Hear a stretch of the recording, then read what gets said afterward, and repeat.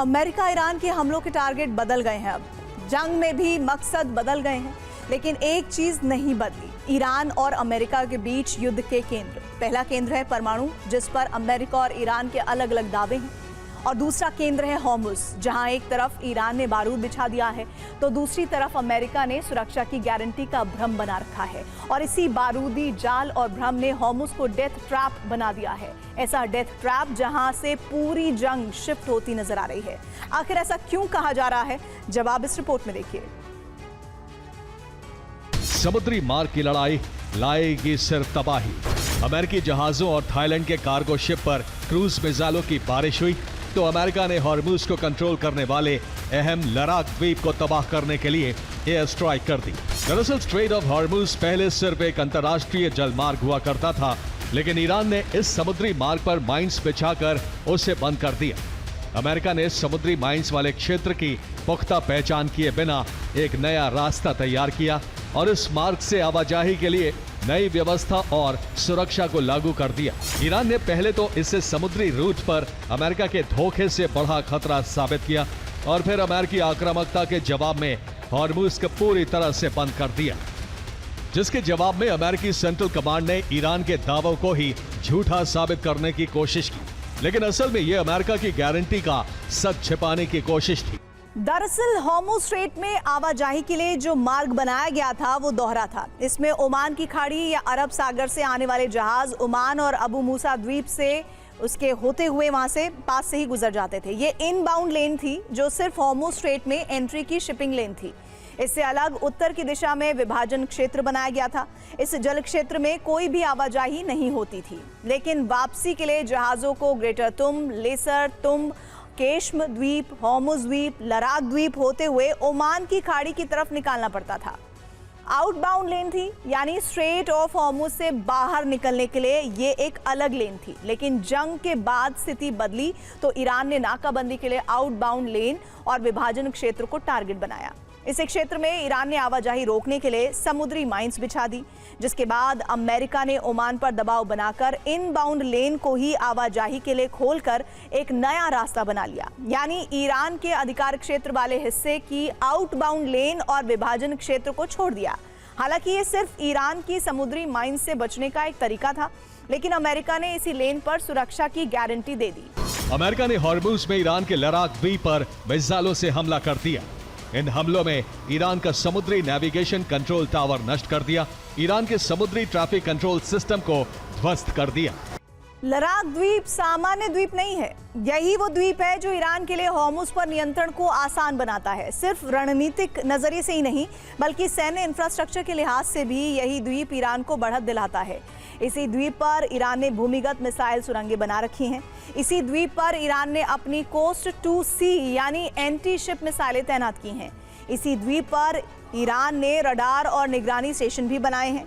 इसी द्वीप पर IRGC ने अपनी नौसेना का एक गुप्त बेस बनाया है। इसी द्वीप पर अमेरिकी मिसाइल हमलों को रोकने के लिए एयर डिफेंस तैनात किए गए हैं। इसी द्वीप पर होर्मुज को नियंत्रण में रखने वाला संचार और कमांड सेंटर यानी पूरा नेटवर्क है, और इसी लराक द्वीप पर ही ईरानी सेना का गोला बारूद और रसद आपूर्ति के लिए भंडारण क्षेत्र बनाया गया है। अब अमेरिका का मकसद है लराक द्वीप पर नियंत्रण हासिल किया जाए, ताकि हॉर्मुज में नाकाबंदी को सख्ती से लागू करने में आसानी हो और जो रूट अमेरिका ने बनाया है उसे खुला रखने की गारंटी सही साबित हो। ईरान पर हमलों के बीच ट्रंप से बदला लेने की मांग भी लगातार उठ रही है। ईरान में कभी पोस्टर से ट्रंप की हत्या की धमकी दी जा रही है तो कभी वीडियो से। IRGC का समर्थन करने वाली एक एजेंसी ने एक वीडियो जारी किया है, जिसमें ट्रंप के काफिले को दिखाकर ये धमकी दी गई है कि ईरान को ट्रंप की सुरक्षा की सभी खामियां पता हैं और हमला कभी भी किया जा सकता है। कुछ दिन पहले ही ट्रंप को कॉफिन में दिखाने वाला एक पोस्टर भी जारी किया गया था। नेटो समिट के दौरान ट्रंप ने भी कहा था कि ईरान उनकी हत्या की साजिश रच रहा है।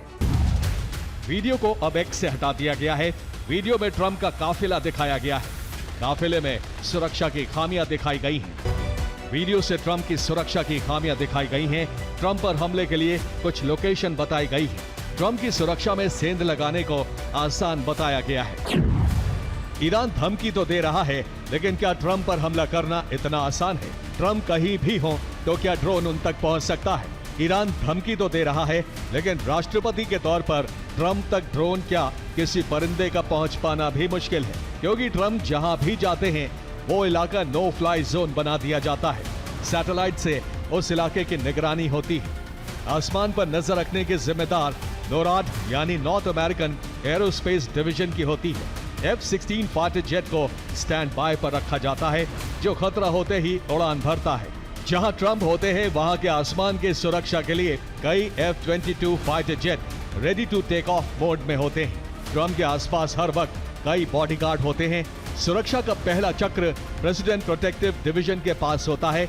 ये कोट पैंट वाले बॉडीगार्ड साई की तरह ट्रंप के साथ चलते हैं। दूसरा चक्र काउंटर असॉल्ट टीम का होता है। ये कमांडो पलटवार करने के लिए तैयार रहते हैं और इनके पास आधुनिक और लॉन्ग रेंज हथियार होते हैं। ट्रंप के साथ जैमर गाड़ियां होती हैं। ये अब एंटी ड्रोन तकनीक से लैस हैं। ट्रंप जहां भी रुकते हैं वहां 2 जैमर वाहनों की तैनाती रहती है।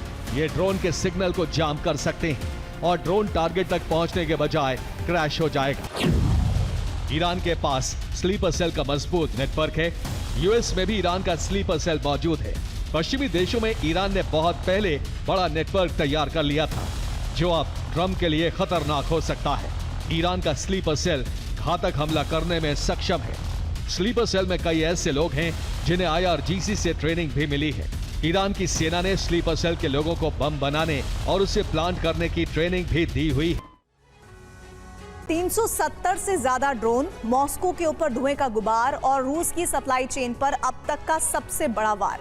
यूक्रेन ने इस बार सिर्फ तेल ठिकानों को नहीं बल्कि उन विशाल लॉजिस्टिक हब को निशाना बनाया जहां से रूसी सेना तक जरूरी सामान पहुंचने का दावा किया जाता है। देखिए मॉस्को को धुआं कर देने वाले इस ड्रोन ऑपरेशन की पूरी डिटेल रिपोर्ट। नेटो का सबसे ताकतवर देश अमेरिका अब यूरोप से काफी दूर नजर आ रहा है। ऐसे में यूरोप खुद को ताकतवर बनाने के मिशन पर है और जर्मनी इसका नेतृत्व कर सकता है, क्योंकि जर्मनी यूरोप में सबसे ताकतवर देश बनकर उभर रहा है। जर्मनी ने अब परमाणु युद्ध के बारे में ज्यादा जानकारी हासिल करने के लिए फ्रांस से नई डील की है। दोनों देश परमाणु प्रतिरोध पर सहयोग बढ़ाएंगे। फ्रांस जर्मनी मिसाइल डिफेंस क्षमता को भी बढ़ाएंगे। जर्मनी इस साल के आखिर में फ्रांस के परमाणु अभ्यास में हिस्सा लेगा। जर्मनी यूरोप की सबसे मजबूत सेना बना रहा है। सेना बनाने के साथ ही जर्मनी हथियार जुटा रहा है। जर्मनी ने अमेरिका से 380 से ज्यादा कॉन्ट्रैक्ट किया है। अमेरिका से कुल 33 अरब डॉलर के हथियार खरीदे जाएंगे। जर्मनी ने फ्रांस से भी सैन्य शक्ति को लेकर तालमेल बढ़ाया है। फ्रांस और जर्मनी यूरोप की सुरक्षा के लिए एक जोड़ी के तौर पर उभरेंगे। जर्मनी ताकतवर बनने के लिए अपनी आर्थिक शक्ति भी बढ़ा रहा है। ब्रिटेन जर्मनी ने साथ मिलकर मिसाइल बनाने का फैसला किया है। दोनों देश 2000 किलोमीटर तक मार करने वाली लॉन्ग रेंज मिसाइल बनाएंगे। मिसाइल के अलावा दूसरे हथियारों को बनाने पर भी रणनीति बन रही है। 2026 में जर्मनी सेना पर 127 अरब डॉलर खर्च कर सकता है। यह यूरोप में अब तक का सबसे अधिक खर्च होगा। वहीं ब्रिटेन 84 अरब डॉलर और फ्रांस तकरीबन 70 अरब डॉलर खर्च करेगा। 1985 में मिला सबक सबसे मजबूत बंदोबस्त।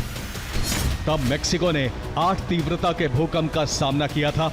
उस भूकंप में अकेले मेक्सिको में 10,000 से ज्यादा लोगों की मौत हुई थी। पूरे शहर की इमारतें ताश के पत्तों की तरह ढह गई थी।